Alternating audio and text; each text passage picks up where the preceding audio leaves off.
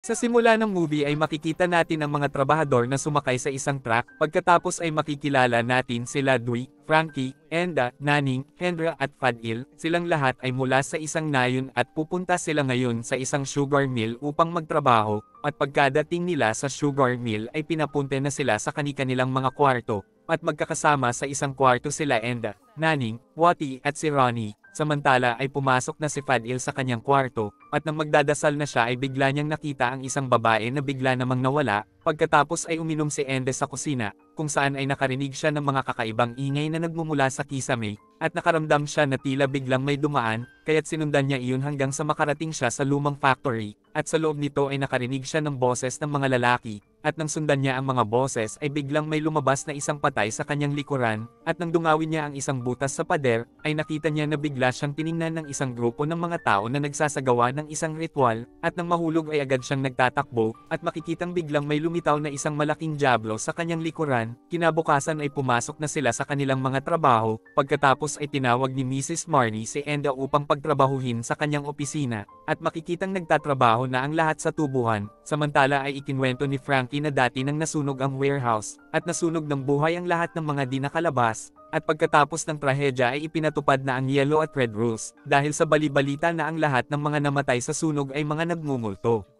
Samantala ay makikita natin na biglang nakarinig si Ende na tila may bumubulong sa office, at paglingon ay laking takot niya nang makita niya ang isang multo na nakabitin, at bigla naman itong nawala, at pagkatapos ay agad na siyang umalis, at paglabas ay bigla siyang hinabol ni Ronnie na naging isang multo, kaya't nang dahil sa takot ay agad siyang nagtatakbo sa labas, kung saan ay nakita niya sila Naning at ang totoong si Ronnie. Kinagabihan ay sinabi ng mga security guard kila Frankie at Dewey na wala nang gustong magtrabaho dito dahil may mga nagmumulto. At dahil alas 9 na ngayon kaya't maglalabasan na sila, kaya't agad nang umuwi si Dewey nang dahil sa sobrang takot, at sumunod na din si Frankie, at nang biglang sumipol na ang steam ay agad na silang nagtatakbo at naiwanan ni Dewey ang kanyang tsinelas. Pumasok na agad si Frankie at biglang may bumato naman kay Dewey ng kanyang tsinelas. Samantala habang nasa banyo si Naning ay biglang nagpatay sindi ang ilaw, at pagtayo niya ay naglitawan ang mga nasunog ng mga multo sa kanyang likuran, at pagpasok ni Wati ay wala naman siyang nakita sa banyo, at pagkatapos magdasal ay laking takot ni Wati nang biglang lumabas ang isang multo sa kanyang likuran. Kinabukasan habang papunta si Ende sa station ay nakita niya si Ronnie na nakangiti sa kanya,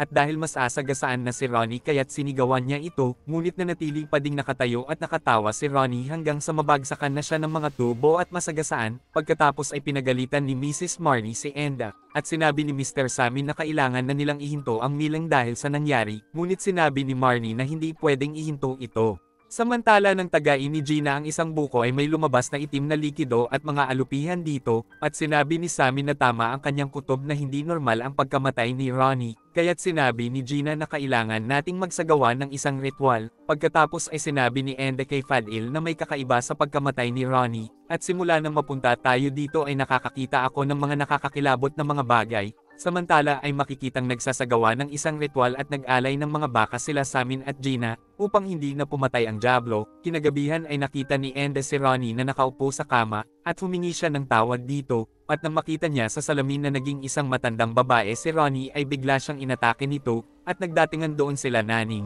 at pag-uwi ni Naning ay nakita niya ang mga nasunog na mga bangkay sa labas. Kinabukasan ay nakita nila Samin na hindi tinanggap ng Diablo ang inalay nilang mga baka, kaya't muli nilang inalay ang pinutol na ulo ng baka. Kinagabihan ay laking takot ng mga guard dahil biglang tila may nagmulto sa balon, at sa kwarto ay nakakita naman si Fadil ng isang babaeng walang ulo na nakalutang, at tumatawa ang putol na ulo ito sa kanyang tabi. Kinabukasan ay nakita niya ang isang patay sa balon, at tinanong siya ni Samin kung kanayon ba niya ang patay na iyon. Samantala ay sinabi ni Ende kila Gina na nakakita siya ng mga nagre-ritual sa butas sa pader, at sinabi ni Gina na biktima si Ronnie ng isang galit na espiritu, at sinabi ni Samin na maaring may nagawang isang paglabag sa kasunduan, kaya't sinabi ni Fadil na nakita niya sa kanyang panaginip na may mga nagnakaw sa warehouse, at ipinaliwanag ni Gina na ang warehouse na iyon ang nasunog, at mahigpit na ipinagbabawal ang pagpasok doon.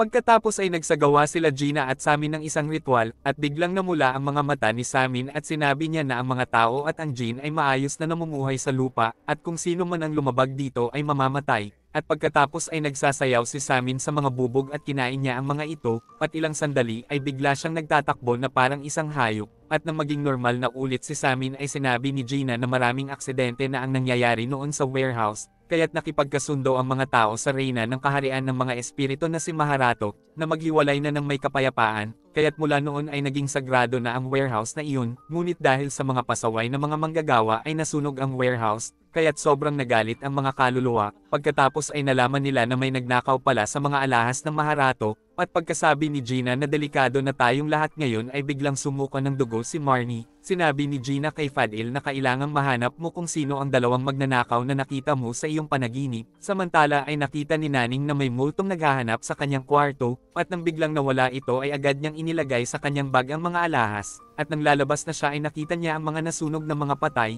at pagkadating ni Henry ay inamin niya dito na ninakaw niya ang mga alahas, at nang ibabalik na nila ang mga alahas ay nakita nila sa labas ang mga nasunog na mga bangkay, at biglang umikot ang ulo ni Henry at sinabi nito kay Naning na kasalanan mo ang lahat ng ito, samantala ay nagsuspecha sila Enda na maaaring sila Naning ang nagnakaw ng mga alahas, kaya't agad na hinanap ni Fadil sila Naning at Hendra, at pagpasok niya sa isang kwarto ay sinikil siya ng Jean, at nang magdasal siya ay biglang nawala na ito, samantala habang hinahanap nila Frankie sila Naning, ay laking takot nila nang makita nila ang isang nakabisikletang lalaking wasak ang muka.